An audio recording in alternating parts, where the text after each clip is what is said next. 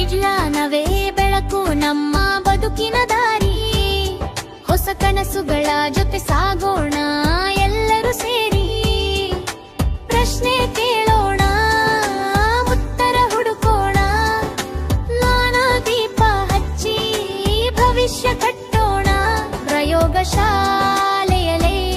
ಕನಸು ಮೂಡುತ್ತದೆ, ಸಣ್ಣ ಸಂಶಯವೇ ಆವಿಷ್ಕಾರವಾಗುತ್ತದೆ.